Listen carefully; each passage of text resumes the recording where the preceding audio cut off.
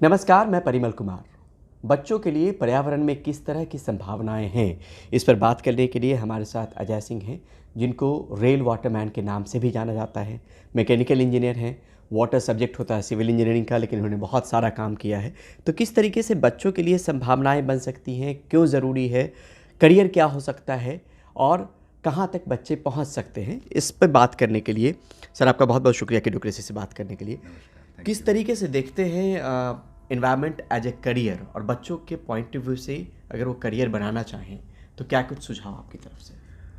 Environment एक बहुत ही विस्तृत क्षेत्र है और इसमें कई कई तरह के स्ट्रीम्स हैं, विधाएं हैं और जैसे आप इन्वायरमेंट के प्रति बच्चों में आजकल जागरूकता तो बहुत ज़्यादा है और कुछ हद तक चिंताएं भी हैं, एंग्जाइटी भी है, क्योंकि उनको लगता है कि जिस माहौल में, जिस वातावरण में वो बढ़ रहे हैं वो उनके लिए भविष्य में कुछ है भी कि नहीं, क्योंकि क्लाइमेट चेंज जैसी हो गई, ग्लोबल वार्मिंग की बातें होती हैं, इन सारी बातों से बच्चों में एंग्जाइटी तो होती है। तो इसका पॉजिटिव भाग ये है कि बच्चे इन पर्यावरण के प्रति जागरूक होते जा रहे हैं और वो एक्चुअली चाहते हैं कि हम कुछ करें। और मैं तो ये कहूँगा कि जो हमारी पीढ़ी है, जो 70s में और 80s में या 60s में जिनका जन्म हुआ है, उन लोगों ने पर्यावरण को बिगाड़ने के लिए हर तरह के काम किए हैं। और जो अगली पीढ़ी है, जो यंग पीढ़ी है, वही लोग जो है वो भविष्य एक्चुअली हैं जो पर्यावरण को बचाएंगे। और बहुत सारे बच्चे बहुत अच्छा काम कर रहे हैं, बहुत सारे यंगस्टर बहुत अच्छा काम कर रहे हैं। अब जहाँ तक कैरियर की बात है, अगर आपको इस विषय में पैशन है तो हमारी समझ से अपने आप आपके रास्ते खुलते जाएंगे। जैसे आप एक तरह से देखिए कि जो कोर हैं, अगर आप इंजीनियरिंग बेंड है आपका, तो आप चाहे सिविल इंजीनियरिंग कर लें, आजकल इन्वायरमेंटल इंजीनियरिंग भी कई एक विधा हो गई है, कई सारे डिपार्टमेंट्स हैं, इंस्टीट्यूट्स हैं जो इन्वायरमेंटल इंजीनियरिंग भी आपको क्वालिफाई कराते हैं। एमटेक लेवल पे, पोस्ट ग्रेजुएशन लेवल पे तो ये है ही। तो एक रास्ता तो आप ये चुन सकते हैं कि अगर आपका इंजीनियरिंग आपका पॉइंट ऑफ आपका बेंड ऑफ माइंड वैसा है कि आप इंजीनियरिंग थोड़ा कुछ करना चाहते हैं, कंस्ट्रक्ट करना चाहते हैं, तो आप वो उस राह को अपना सकते हैं। साइंसेस, प्योर साइंसेस पढ़ के भी इन्वायरमेंटल साइंसेस की पढ़ाई की जा सकती है और आप उसके बाद जो है आप कंसल्टेंसी का मार्ग अपना सकते हैं। इन्वायरमेंट ऐसा फील्ड है जिसमें कि एक तो जो आप कोई चीज़ कंस्ट्रक्ट करते हैं, चाहे वो मशीनरी हो, चाहे वो जैसे डैम्स हो गए या फिर कुछ प्योरीफिकेशन प्लांट्स हो गए, इस तरह की चीज़ें होती हैं। उसके अलावा जो साइंस बैकग्राउंड के लोग हैं वो बहुत सारे इन्वायरमेंटल टेस्टिंग्स वगैरह होती हैं, जैसे लैब्स होती हैं। तो आप वो कोर्सेज करके, चाहे वो बीएससी हो, एमएससी हो, जैसे केमिस्ट्री को ले लें आप, उसको करके फिर आप उस दिशा में भी जा सकते हैं। इवन जो बच्चे कंप्यूटर्स पढ़ रहे हैं, जैसे कंप्यूटर साइंसेज वगैरह कर रहे हैं, तो उसमें भी आपकी जो क्लाइमेट मॉडलिंग है, रेनफॉल मॉडलिंग है, पर्यावरण संबंधित बहुत सारी चीज़ें हैं जिसमें वो आगे बढ़ सकते हैं। एक एग्ज़ाम्पल मेरे दिमाग में आता है, एक हमारी मित्र हैं, उन्होंने आर्टिफिशियल इंजीनियरिंग और मशीन लर्निंग इस क्षेत्र में, जो कि आज का बहुत हैपनिंग फील्ड है, उसको पर्यावरण में इस तरह से यूज़ किया है कि जो एनिमल के फ्लॉक्स बनते हैं, जैसे डियर हैं, तो फ्लॉक जो होता है, जो एक झुंड होता है, उसका बिहेवियर कैसा रहेगा, तो वो मतलब उसका प्रेडिक्शन करते हैं। तो ये सारे ऐसे विषय हैं जो कि बहुत ही एक तरह से गूढ़ विषय हैं, और जब हम स्कूल लेवल पर रहते हैं तो हमें नहीं मालूम होता है कि ये सारी भी संभावनाएं होती हैं।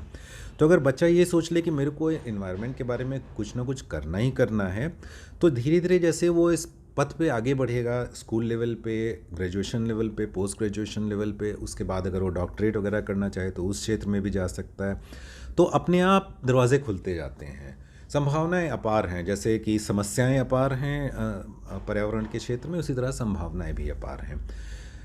इवन क्रिएटिव क्षेत्र में अगर बच्चे का इंटरेस्ट है, आर्टिस्ट बेंड ऑफ माइंड है, तो पर्यावरण के बारे में जागरूकता क्रिएट करने के लिए वो अपने आर्ट वर्क का इस्तेमाल कर सकता है।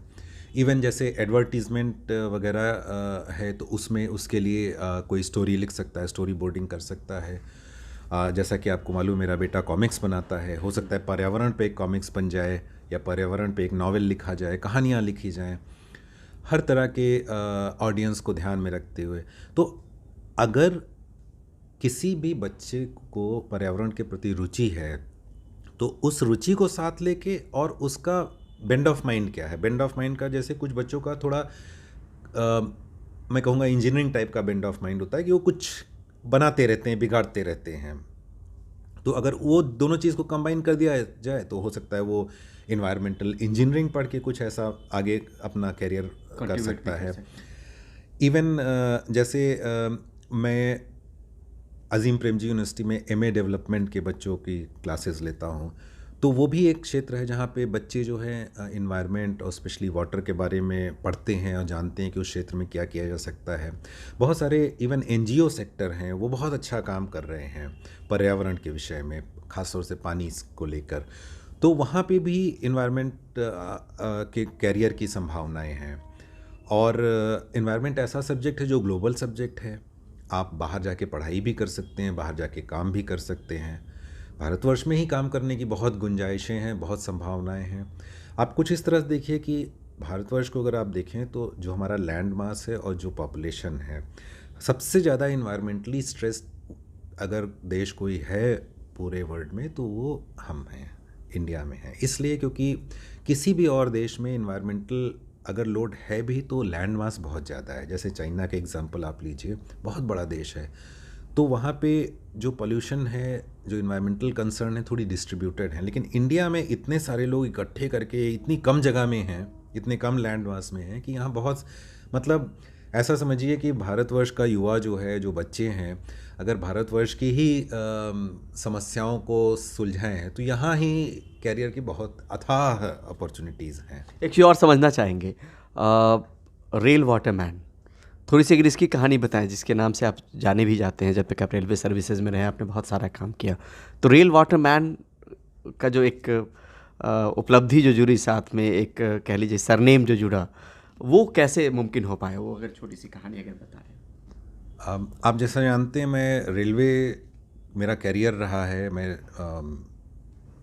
अपना इंजीनियरिंग करने के बाद रेलवेज़ ज्वाइन कर लिया था। मैं ट्रेनिंग से मैकेनिकल इंजीनियर हूँ और कई जगह मैंने काम किया है, साउथ में, नॉर्थ में, रेल मंत्रालय में भी काम किया है। और 2015 में मेरी पोस्टिंग रेल व्हील फैक्ट्री नाम की एक यूनिट है रेलवेज़ की, बेंगलोर में, वहाँ हुई थी। तो वहाँ जब मैं ज्वाइन किया, जब मैंने वहाँ मैं जो उस फैक्ट्री में व्हील्स और एक्सल बनते हैं रेलवे के लिए, तो जो व्हील कारखाने का मैं हेड था। तो उस समय कुछ इन्वायरमेंटल कंसर्न्स थी, हमें पोल्यूशन कंट्रोल बोर्ड से रिफ्यूज़ल मिला था कंसेंट टू ऑपरेट के लिए। इसका मतलब ये है कि अगर शॉर्ट में कहें तो कि मतलब फैक्ट्री में ताला लगाने की नौबत आ गई थी। लेकिन हम लोग चूँकि सेंट्रल गवर्नमेंट का एक यूनिट है, तो हर तरह से हम लोगों ने प्रयास किया कि जो भी पोल्यूशन कंट्रोल बोर्ड और आसपास के लोगों की जो भी कंसर्न्स थी, जो भी चिंताएं थी, उनको दूर किया जाए। उसके लिए काफ़ी काम किया। तो उस दौरान 5 साल जो मैंने काम किया, तो उस समय के कारण जो मेरा रुझान है वो धीरे धीरे पर्यावरण और वाटर की तरफ चला गया। बाद में मैं साउथ वेस्टर्न रेलवे में भी चीफ एनवायरनमेंट ऑफिसर था और उस दौरान भी काफ़ी सारा काम किया और पानी की विषय में भी काम किया। तो इसी सब दौरान एक जो वीडियो कॉन्फ्रेंस थी, वेब कॉन्फ्रेंस थी, उस दौरान मेरे एक रेलवे के ही कलीग ने, जो बॉम्बे में हैं, तो उन्होंने परेल वर्कशॉप में उन्होंने ये चीज़ बोली मेरे से कि आप तो रेलवेज़ के वाटरमैन हो। तो रेल वाटरमैन, ये चीज़ कहीं से चिपक गई मेरे साथ जी। और अगर आप सही मायने में देखें तो अब मैं जब सोचता हूँ तो मेरी जो पानी के साथ यात्रा है, लगभग 2007 में जब मैं मिनिस्ट्री ज्वाइन किया था, रेलवे मिनिस्ट्री, उस समय चालू हुई थी। उस समय मैं एक जो नेशनल प्रोग्राम था बायो टॉयलेट्स डेवलप करने का रेलवेज़ में आपको याद होगा, रेल में पहले जब यात्रा करते थे, जो टॉयलेट्स थे, जो शौचालय हुआ करते थे, वो बहुत ही प्रिमिटिव काइंड के थे और उसमें बेसिकली जो भी ह्यूमन वेस्ट था वो नीचे पटरियों पे गिर जाता था। तो वो एक बहुत बड़ी समस्या थी और सभी लोग का, इवन पार्लियामेंट का और इवन जुडिशरी का भी ध्यान उस ओर गया था और रेलवेज़ काफ़ी मेहनत कर रही थी। लेकिन चूँकि ये ऐसा चीज़ है जिसके बारे में कोई टेक्नोलॉजी थी नहीं देश में, बाहर की जो टेक्नोलॉजीज़ थी वो यहाँ काम नहीं करती थी। तो उस समय हम लोग लगभग 6 टेक्नोलॉजी पे काम कर रहे थे, और मैंने इस पे लगभग 6 साल काम किया जब मैं रेल मंत्रालय में डायरेक्टर था। और हम लोगों ने ये देखा कि जो डिफेंस डीआरडीओ ने एक टेक्नोलॉजी डेवलप की थी, वो सियाचिन में जो ग्लेशियर में हमारे जो सिपाही काम करते थे उनके लिए टॉयलेट बनाने के लिए उन्होंने एक टेक्नोलॉजी डेवलप की थी, जो डीआरडीओ का एक विंग है ग्वालियर में है, उसको डीआरडीई बोलते हैं। तो उन लोगों ने वहाँ डॉक्टर लोकेंद्र सिंह एक साइंटिस्ट, सीनियर साइंटिस्ट थे, उन्होंने एंटार्क्टिका से बैक्टीरिया लाया स्पेशल, और उससे एक इनोकुलम बोलते हैं जो एक कल्चर होता है, बैक्टीरियल कल्चर तैयार किया जिसको सियाचिन में यूज़ कर सकते थे। तो उस बैक्टीरिया कल्चर का खासियत ये थी कि वो वाइड रेंज ऑफ टेम्परेचर पे काम कर सकता था। तो 2007 में जब मैं इस प्रोजेक्ट से जुड़ा तो उस समय हम लोग 6 टेक्नोलॉजीज़ ट्रायल पे कर रहे थे, जिसमें ये भी एक था, बाकी कुछ विदेशी टेक्नोलॉजीज़ थी। तो ये चीज़ हमें समझ में आई कि ये टेक्नोलॉजी जो डीआरडीओ की है ये हमारे लिए उपयुक्त है और यही काम आएगी। तो उस दौरान जब हम टॉयलेट्स का डेवलपमेंट कर रहे थे तो उस समय मैं जो ग्रामीण विकास मंत्रालय वगैरह से भी बात कर रहा था, और वहाँ उनके साथ बात करते करते फिर एक दौरान एक मेरा इत्तेफाक हुआ, गाजीपुर से एक टीम आई थी 4-5 युवाओं की। तो उनसे जब मैं बात कर रहा था और ये बात कर रहा था कि गांव में हम लोग शौचालय लगा क्यों नहीं पा रहे हैं, और लगाते भी तो उसकी एक्सेप्टेबिलिटी क्यों नहीं है, लोग उसका इस्तेमाल क्यों नहीं करते हैं। तो वहाँ पे एक यंग जो युवा थे उन्होंने ये बोला कि सर ऐसा है कि वहाँ पे पानी कहाँ है, शौचालय का विषय नहीं है, पानी का विषय है। हम तो एक लोटा लेके जाते हैं, उसमें सारा बिजनेस अपना ख़त्म करके आ जाते हैं, लेकिन अगर आप शौचालय लगा देंगे तो हमें उसके अलावा फ्लशिंग के लिए, उसको बहाने के लिए हमें पानी चाहिए, साफ़ सफाई रखने के लिए पानी चाहिए। इतना पानी गांव में कहाँ है। मैं उस 2012 के आसपास, 12-13 के आसपास की बात कर रहा हूँ, जब हर जल नल वगैरह इस तरह की चीज़ें गाँवों में नहीं थी। ख़ास तौर से एक साइकोलॉजिकल बैरियर तो था ही, जिन लोगों को खुले में शौच करने की आदत थी उनको बंद कमरे में बैठ के करना, और ये एक मतलब सोशियो साइकोलॉजिकल विषय है, बहुत कॉम्प्लिकेटेड विषय है। केवल ऐसा नहीं है कि आप एक शौचालय बना के रख देंगे तो उससे काम हो जाएगा। जैसे कि मैं इस क्षेत्र में काम किया तो एक चीज़ मेरे को ये समझ में आई कि हम जो इंजीनियर्स होते हैं उनकी एक समस्या होती है, समस्या कह लीजिए, या एक तरह की सोच होती है कि हम ये चीज़ फला चीज़ बना दिए, ये प्रोडक्ट बना दिया तो ये समस्या को समाधान कर देगा। लेकिन बहुत बार ऐसा नहीं होता है। बहुत बार हमको जो यूज़र है उसके बिहेवियर के बारे में समझना पड़ता है, जो कि ये हमने काफ़ी स्ट्रगल किया बायो टॉयलेट जब हमने रेलवे के लिए बनाया उस समय। तो जब उस व्यक्ति ने पानी और जो शौचालय है उसके बारे में जो लिंक स्थापित किया, देन उस समय मेरे को ये रियलाइज़ हुआ कि हाँ, असल मुद्दा तो पानी का है। और इस तरह से अगर आप देखें तो बहुत सारी चीज़ें जो हैं, जो सैनिटेशन हो गया, हाइजीन हो गया, इन सारों में पानी का एक अहम महत्व है। और वो एक क्षण था जब मेरा झुकाव पानी की ओर असल रूप से चालू हुआ। और उसके बाद फिर मेरे को रेन वाटर हार्वेस्टिंग में इंटरेस्ट आने लगा। कुछ समय के लिए मैं जैसे दिल्ली में जब पोस्टेड था, शकूर बस्ती नाम की जगह है जहाँ पे कि हम लोग डीजल इंजन का रख रखाव करते हैं। वहाँ पे हमारे मैकेनिकल इंजीनियरिंग के जितने भी संयंत्र हैं, जैसे कि वर्कशॉप्स या शेड्स हैं, उसमें नॉर्मली बड़े बड़े शेड होते हैं, एरिया होते हैं जहाँ पे आपकी पूरी ट्रेन जाती है, मेंटेनेंस होता है। तो मेरे को हरदम लगता था वहाँ से जब पानी नीचे गिरता है तो एकदम साफ़ पानी गिर रहा है बारिश का, उसको अगर हम किसी तरह से इकट्ठा कर लें तो उसका उपयोग हो सकता है। खैर उस समय ये केवल ख्याल रहा। लेकिन जब मैं, जैसा कि बता रहा था, बैंगलोर गया, तब मेरे को मौका मिला पूरा इस विषय पे काम करने का। तो वहाँ पे जो हमें इन्वायरमेंट की जो कंसर्न थी, जो इनिशियली हमें पोल्यूशन कंट्रोल बोर्ड के कारण जो हमें नोटिस मिला था, वो वायु प्रदूषण को लेके था। तो उसके लिए हमने काम किया, एक बड़ा संयंत्र लगाया जो कि पूरी जो पहले जो डस्ट जो एटमॉस्फेयर में, वातावरण में जा रही थी, उसको कैप्चर करके, उसको क्लीन करके फिर साफ़ हवा छोड़ता था। उसके अलावा फिर मैंने पानी पे भी काम करना चालू किया। तो वहाँ पे रेलवे फैक्ट्री का 191 एकड़ का जो कैंपस है, वहाँ पे हमने देखा कि ओपन वेल्स, जो जैसे गांव के कुएं होते हैं उस तरह के कुएं थे, 2 कुएं थे। उन कुओं को हमने रिवाइव किया। फिर पता चला 2 और हैं, वो अबांडेंट थे, उनको भी वापस लाए। तो वो 4 कुओं को हमने जब यूज़ करना चालू किया, जब इस्तेमाल करना चालू किया, तो उससे क्या हुआ कि हमारा प्लांट जो था उसमें हर दिन 2 से 3 लाख लीटर पानी लगता था केवल प्रोसेस के लिए। प्रोसेस मतलब चूँकि हम ढलाई का काम करते हैं, स्टील बनाते हैं, तो उसमें जो रेलवे का व्हील है वो कास्ट करके बनता है। उस प्रोसेस में चूँकि फर्नेसेस हैं, बहुत सारे हॉट इक्विपमेंट हैं, उनकी कूलिंग के लिए जो पानी ज़रूरत होती है, प्लस प्रोसेस में हम इंजीनियरिंग प्रोसेस में क्वेंचिंग प्रोसेस बोलते हैं, जिसमें चक्के की प्रॉपर्टी लाने के लिए उसको हम उसके ऊपर पानी डालते हैं चक्के के ऊपर। तो उन सारी प्रोसेस में बहुत पानी का खर्चा होता है, 2 से 3 लाख लीटर प्रतिदिन का। तो हम लोग 5-6 महीने के अंदर जब वो वेल्स को रिवाइव कर लिया, बारिश आई, तो उसके तुरंत बात हो गया कि वो 2-3 लाख लीटर पानी हमें उन कुओं से ही मिलने लगा। फिर और भी बहुत सारे प्रोजेक्ट किए, जो रूफ टॉप था उसका कलेक्शन चालू किया। 4 हमने बड़े बड़े हार्वेस्टर्स बनाए जो कि अपने आप स्वतः पानी जो गिरता था उसको क्लीन और फिल्टर भी कर देते थे, और डायरेक्टली वो जो कूलिंग वाटर का सर्कुलेशन सिस्टम था उसमें इंजेक्ट कर देते थे। तो वो 4 जो हमने कलेक्शन इक्विपमेंट लगाया, वो लगभग 1 लाख लीटर वही दे देते थे हर बारिश में। मतलब एक दिन में बारिश हुई, 1 लाख लीटर वहाँ से मिल गया, कुओं से मिल गया। इतना पानी होने लगा था कि हमारा जो 18 लाख लीटर का मेन रिजर्वायर था वो बारिश के समय हर बार ओवरफ्लो करता रहता था।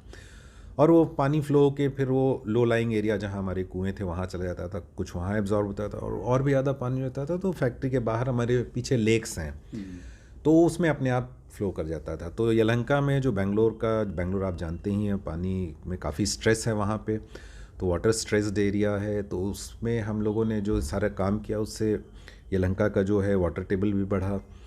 उसके अलावा हमने बेसिकली क्या है कि ग्रिड से लेना कम कर दिया। जो BWSSB जो हमें पानी सप्लाई करता था, जो कावेरी का पानी आता था, हमें इंडस्ट्रियल रेट में मिलता था, बहुत महंगा पानी मिलता था, तो उसकी खपत जो है हमने घटा दी। तो वो 3 से 4 लाख लीटर प्रतिदिन घट गई। यहाँ पे ये भी समझना चाहेंगे कि आज के पेरेंट्स को क्या कहना चाहेंगे कि बच्चों में पर्यावरण को लेकर रुचि शुरुआत में गार्डनिंग से शुरू कर देनी चाहिए? ये आपने बहुत ही अच्छा प्रश्न किया है, क्योंकि मेरे को लगता है कि बच्चे ख़ास तौर से, हम लोग की ऐसी जनरेशन है, जैसे मेरे ऐसा कह लीजिए मेरे बाबा ग्रैंडफादर वो फार्मर थे, पिताजी फार्मिंग से निकल के एजुकेशन में चले गए, लेकिन फिर भी चूँकि बचपन में कह लीजिए DNA में था, तो हम लोग भटकते रहते थे बचपन में। और उस समय बच्चों को थोड़ी ज़्यादा स्वतंत्रता थी, और हम कैंपस में, बनारस हिंदू यूनिवर्सिटी के कैंपस में रहते थे, तो वो एक तरह से सिक्योर कैंपस था। तो हम लोग पूरा वातावरण, जिसको समझिए पर्यावरण का पूरा अध्ययन बालपन में ही कर लिए। वो आजकल के बच्चों में नहीं संभव है, नहीं होता है। मैंने देखा है, मतलब अधिकतर बच्चों से अगर पूछा जाए कि भाई आटा कहाँ से आता है, तो उनको यही लगेगा कि वो माल जो सुपरमार्केट में जाके पैकेट से निकल के आता है। उनको ये बताया जाए कि वो आटे के पहले गेहूँ होता है, गेहूँ के पहले पौधा होता है, पौधे को लगाया जाता है। तो वो जो पूरा साइकिल है, वो जो कि पर्यावरण से बहुत डीपली जुड़ा है, पानी से जुड़ा है, आपका सॉइल से जुड़ा है, सॉइल की उर्वरकता से जुड़ा हुआ है, वो चीज़ें बच्चों को नहीं समझ में आती हैं। तो अगर आपको पर्यावरण से कनेक्ट बनाना है, तो हमारे हिसाब से गार्डनिंग से अच्छा उपाय हो नहीं सकता है। दूसरा, एक और मेरी वीकनेस है फिश कीपिंग। अगर आप एक्वेरियम रखते हैं या गार्डनिंग करते हैं या उस तरह से कोई पेट भी रखते हैं, तो आप पर्यावरण से स्वतः जुड़ते जाएंगे। गार्डनिंग बहुत अच्छा तरीका है, क्योंकि हाथ में जब मिट्टी लगती है तब आपको समझ में आता है उसका महत्व क्या है, और आपकी न्यूट्रिशन साइकिल क्या है, कैसे आपको जो न्यूट्रिशन मिलता है वो अल्टीमेटली धरती से ही आता है। और उसको करने के लिए आपको एयर चाहिए, वाटर चाहिए, स्वच्छ वातावरण चाहिए, और बहुत सारी चीज़ें चाहिए। धैर्य भी चाहिए, क्योंकि एक पौधे को आप धीरे धीरे बड़ा करेंगे, एक रूटीन चाहिए आप। बिल्कुल, ये बहुत अच्छी बात आपने कही कि जो बच्चों में आजकल जो, जिसको क्विक ग्रेटिफिकेशन बोलते हैं, उसकी जो टेंडेंसी हो जाती है, और धैर्य की बात है। उसके अलावा जो बहुत ज़्यादा जो बच्चे आजकल स्क्रीन से चिपकने लगे हैं, आउटडोर्स कम हो रहा है, तो उसका भी थोड़ा सा बढ़ावा मिलेगा। बहुत ही अच्छी चीज़ है। अगर केवल घरों में नहीं है, मैं तो कहता हूँ कि स्कूलों में भी इको क्लब वगैरह का आजकल चलन चल गया है, लेकिन इको क्लब में अगर आप गार्डनिंग, खुद अपना खाना कैसे उगाते हैं, इस पर्पज़ से गार्डनिंग केवल हार्टिकल्चरल और एस्थेटिक पॉइंट ऑफ व्यू से नहीं, कि खाना अपना खुद उगाओ। मतलब ठीक है, आपने एक पौधा लगाया, उसमें से कल नींबू निकला, उसको लेके आप खाओगे तो आपको ज़्यादा स्वादिष्ट लगेगा। या फिर छोटा मोटा धनिया उगा लेना, पालक उगा लेना, जो इवन छोटी जगह जैसे आप अपार्टमेंट में भी रहते हैं वहाँ पे हो सकता है। और इसी से एक जुड़ा दूसरा चीज़ जो है जिसको मैं बहुत महत्व देता हूँ कि गार्डनिंग के साथ साथ कंपोस्टिंग, होम कंपोस्टिंग करना, वो भी बहुत इम्पॉर्टेंट है।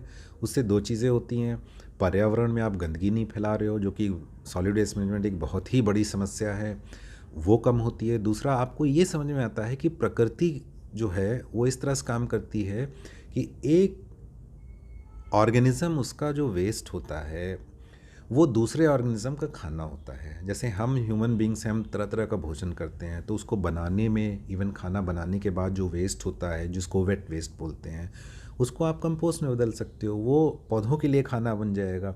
इवन कंपोस्ट बनाते हैं तो उसमें बहुत तरह के जीव उत्पन्न हो जाते हैं, बैक्टीरिया से लेके छोटे छोटे इंसेक्ट से लेके, तो उनका खाना होता है। वो खाने को जब उसका आउटपुट निकालते हैं तो वो पौधों के लिए बन जाता है। तो जो न्यूट्रिशन साइकिल है जिसके बारे में पढ़ाया जाता है वो आप देखेंगे कि एक्चुअली काम कैसे करता है। और एक कंपोस्टिंग में एक और बहुत अच्छी चीज़ है जो गार्डनिंग में भी है, दोनों चीज़ में है, कि आप समझोगे कि ये सारा बैलेंस कितना नाजुक है, कितना डेलिकेट है। कोई चीज़ आप कम ज़्यादा कर दोगे तो आपका पौधा मर जाएगा। कंपोस्टिंग कर रहे हो तो आप बराबर से कोई चीज़ नहीं करोगे तो कंपोस्ट ठीक से नहीं बनेगी। तब आपको रियलाइज़ होगा, फिर आपको समझ में आएगा कि आपके जो एक्शन है, जो ह्यूमन बींग्स इंडिविजुअल लेवल पे, सोसाइटल लेवल पे, नेशनल लेवल पे जो एक्शंस हैं, उनका प्रकृति पे असल में असर हो रहा है और कितना गंभीर असर हो रहा है। उस बात की गंभीरता आपको समझ में आएगी। ये भी समझना चाह रहे हैं कि पेरेंटिंग को लेके क्या कहना चाहेंगे, क्योंकि आप भी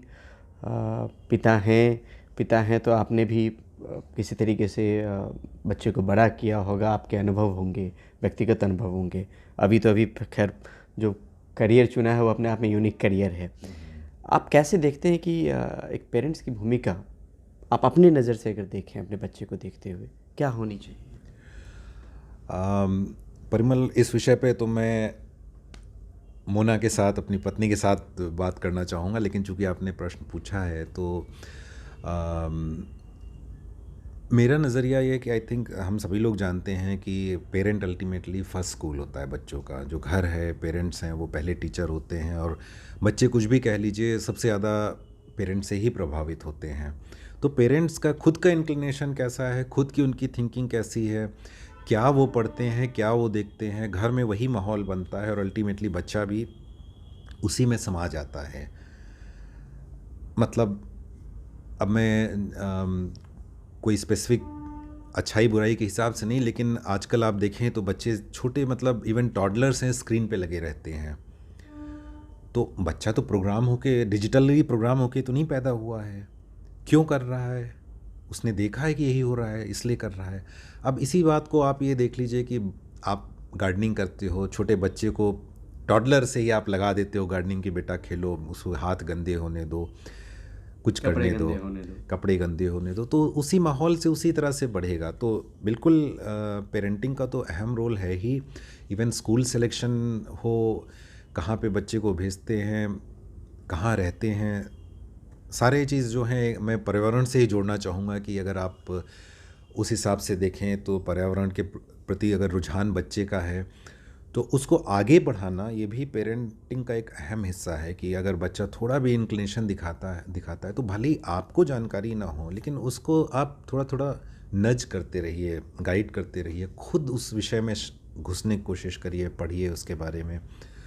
तो जो जिस जिस जिस मतलब एक तरह से उस विषय पे, अभी ये पर्यावरण की हम चूँकि बात कर रहे हैं, उसको ले लीजिए, या कोई और भी विषय हो गया, उस विषय के बारे में धीरे धीरे हो सकता है आपको ना मालूम हो, लेकिन धीरे धीरे करके आप उस दिशा में जब बढ़ेंगे तो अपने आप वो बच्चे का एक तरह से इंटरेस्ट उसमें बन जाएगा। और पेरेंटिंग बाकी चीज़ों के बारे में नहीं, मैं कैरियर की तरफ ही थोड़ा बात करूँगा।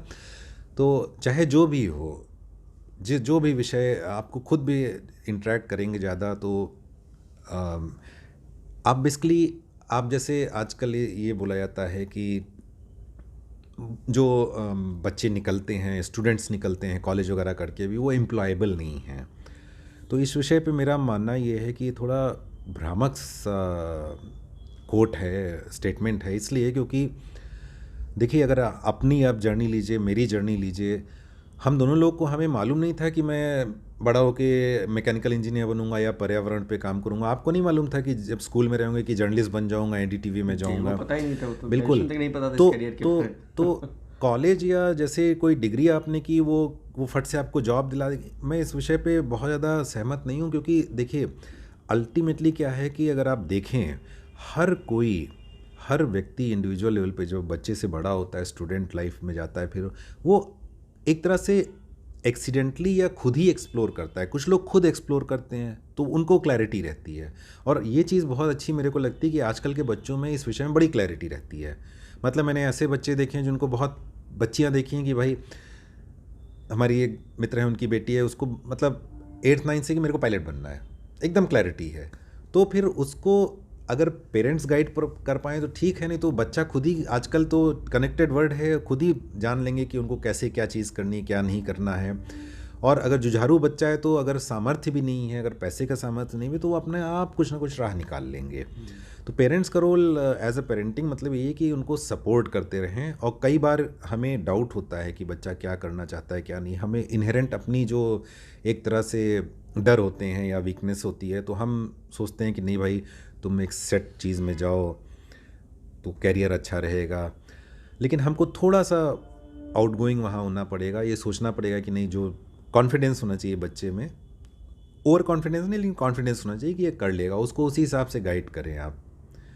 तो पेरेंटिंग के बारे में बस इतना ही बोलना चाहूँगा। बाकी तो पेरेंटिंग मतलब वो जैसे पर्यावरण की बात हो रही है, असीम चीज़ है। और दूसरा किसी ने बहुत अच्छी बात कही कि पेरेंटिंग ऐसी चीज़ है जिसका कोई मैनुअल नहीं आता है और सबकी अपनी इंडिविजुअल यात्रा होती है, और हर किसी को अपना मतलब पेरेंटिंग जो है it's not 1:1, it's like team work in the sense husband wife बच्चा, और अगर ग्रैंड पेरेंट्स और रिलेटिव्स भी रहते हैं, सभी लोग को मिलके पेरेंटिंग का रोल मतलब अदा करना है।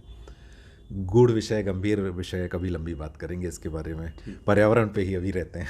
ठीक है, ठीक है। तो मतलब करियर है, इसमें अच्छे करियर हैं, आगे जाके अच्छा करियर बनाया जा सकता है अगर करियर के तौर पे भी देखें, और साथ में आप कुछ कंट्रीब्यूट भी कर सकते हैं।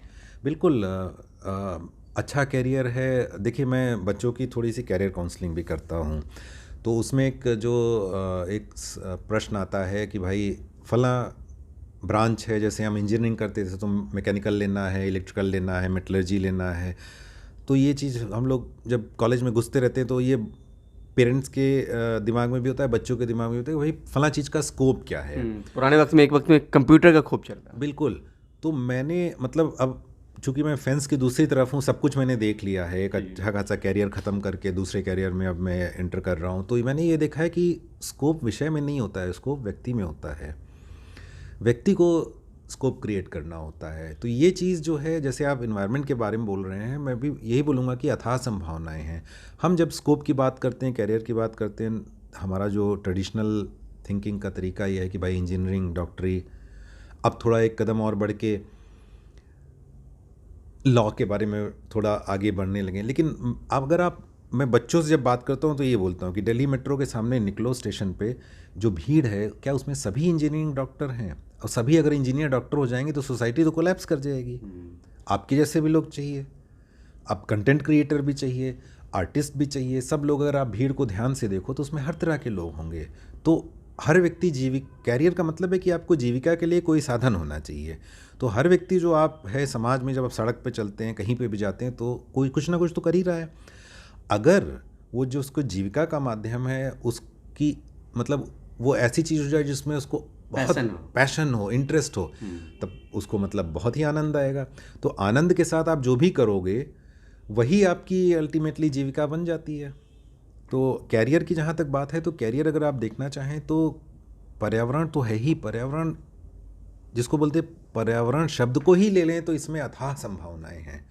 और जैसा कि मैंने बताया कि एक बहुत टेक्निकल विषय नहीं है, हर तरह की चीज़ें हो सकती हैं। आप पोएट होके पर्यावरण के बारे में बात कर सकते हो, मूवी मेकर होके पर्यावरण के बारे में मूवीज़ बना सकते हो, आप जैसे जर्नलिस्ट हो, इंटरव्यू ले रहे हो पर्यावरण के विषय में, आप इंजीनियर हो तो कोई चीज़ आप बना सकते हो, कोई ऐसी स्ट्रक्चर तैयार कर सकते हो जो पर्यावरण के काम आए। डॉक्टर हो तो आप पर्यावरण संबंधित बीमारियों में स्पेशलाइज कर सकते हो। पर्यावरण मतलब जैसे हवा है, सब कोई हवा ले रहे हैं, तो वो भी पर्यावरण है। तो हवा के बारे में आप बात कर सकते हो, मतलब अथाह संभावनाएं हैं। और मैं सारी चीज़ें तो विस्तृत से नहीं बता सकता हूँ, लेकिन आप देखना चालू करें तो आपको समझ में आएंगे। जैसे मैंने आजकल जैसे एक एग्जांपल, आप चूँकि बात चली है तो पानी संबंधित एक एग्जांपल ये है, बेंगलोर जैसे शहर में ये समझ में आने लगा है कि जो ट्रीटेड वाटर होता है, STP का वाटर होता है, एक बहुत बड़ा पानी का स्रोत है। इसको आप सेकेंडरी पर्पज़, और कुछ जगहें तो ऐसी हैं जहाँ पे उसको ट्रीट करके आप ड्रिंकिंग वाटर पीने योग्य वापस बना सकते हैं। तो उस काम में, उस पूरी चेन में टेक्नीशियन से, आप जो सीवेज ट्रीटमेंट प्लांट हो गया उसके टेक्नीशियन, ऑपरेटर से लेके जो लैब है जो टेस्ट करता है, वो पूरा एक बड़ा भारी क्षेत्र उभर रहा है, जिसमें टेक्नोलॉजी भी है, मेंटेनेंस के भी इश्यूज़ हैं, एजुकेशन के हैं। अब सिंपल छोटी सी एक चीज़ है, जैसे आप मान लीजिए इलस्ट्रेशन बहुत अच्छा करते हैं, लिखते अच्छा हैं, तो जब एक STP प्लांट बना तो उसकी आपको ऑपरेटिंग मैनुअल लिखनी है, आप उसमें स्पेशलाइज हो जाइए। अच्छा काम करते हैं तो आपको काम की कमी नहीं रहेगी। ये चीज़ मैंने देखी है। विषय क्षेत्र कोई भी ले लीजिए, अगर आप अच्छा काम करते हैं तो आपको लेने के लिए लाइन लगी रहेगी। और इसमें परिवार की अहम भूमिका है, पेरेंट्स की अहम भूमिका कि बच्चे में देखिए कि रुचि किस तरह। हाँ, और थोड़ा सा उसको इनकरेज करें, और थोड़ा सा अपनी जो एक तरह से डर है उनको बांध के रखें। इस बारे में एक बहुत इम्पॉर्टेंट जो आजकल मैं देख रहा हूँ, जो यंगस्टर्स में बहुत ज़्यादा भरोसा मेरे को है।